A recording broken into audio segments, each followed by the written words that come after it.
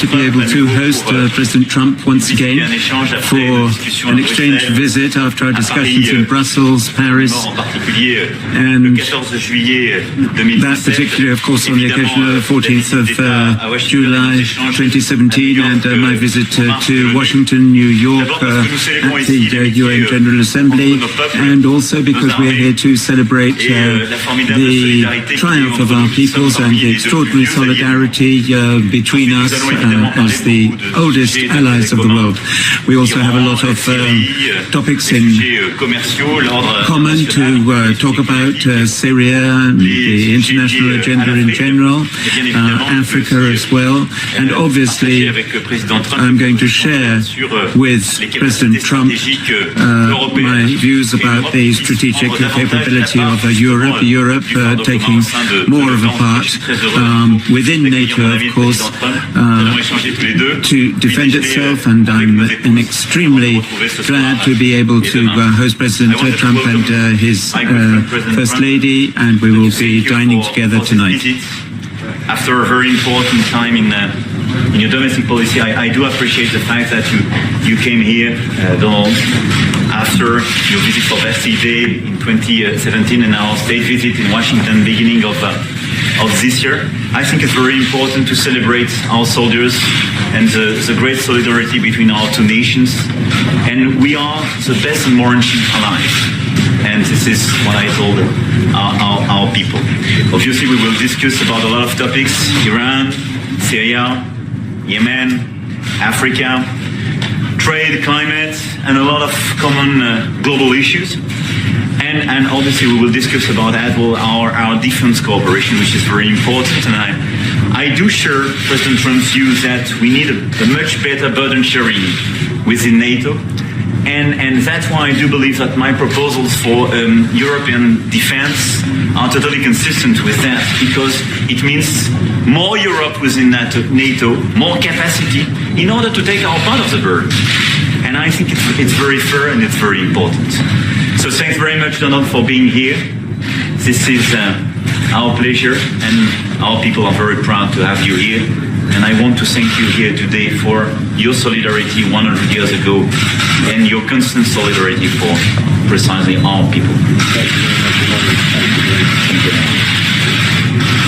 Well, I very much appreciate that, Mr. President, and we have become very good friends over the last couple of years. We have much in common in many ways, perhaps more ways than people would understand, but we're very much similar in our views. And I appreciate what you're saying about burden sharing. You know what my attitude's been, and we want a strong Europe. It's very important to us to have a strong Europe, and whichever way we can do it the best and most efficient would be something that we both want.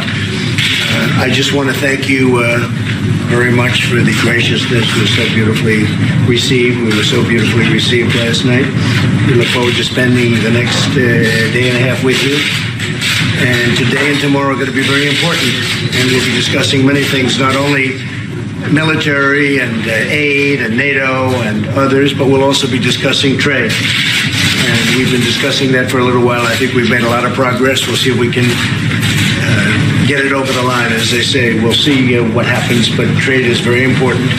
And we're also very much focused, the President and I, on terrorism. Terrorism is a very big subject for both of us. And we see what's going on in the world, and it's not a good picture. But we've made a lot of progress. We've done things together that were quite bold recently, 6 months ago, very bold.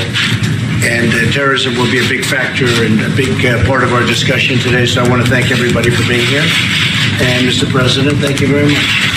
Mr. Trump, you say you felt insulted by what Mr. Macron said about Europe making its own defense. Can you explain? We're getting along from the standpoint of fairness, and I want it to be fair. We want to help Europe, but it has to be fair. Right now, the burden sharing has been largely on the United States, as the President will say, and he understands that. And he understands that the United States can only do so much in fairness to the United States. So we're rebuilding our military. We just had approved $716 billion. The year before that, we had $700 billion. So we're almost completely rebuilding our military with the latest and the greatest. And we want to absolutely be there. We want to help. We want to be a part of it.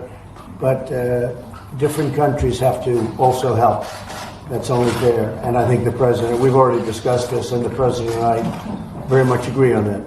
I do agree. I think we work very closely together in Syria. President Trump reminded you what happened the 13th of April this year. We work very closely together to make a superb operation against chemical weapons used there. And we work very closely together in Middle East, in Africa and so on.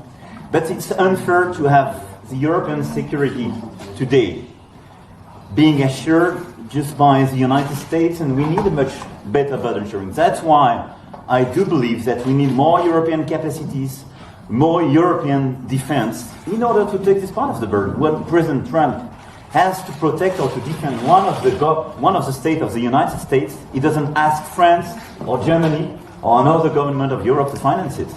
That's why I do believe that we need more investment. It's exactly what we do in France. It's the first increase in terms of budget for defense for the coming years. We will reach the 2%. But that's why I do believe that we need more European defense. Thank you. Thank you very much. Thank you.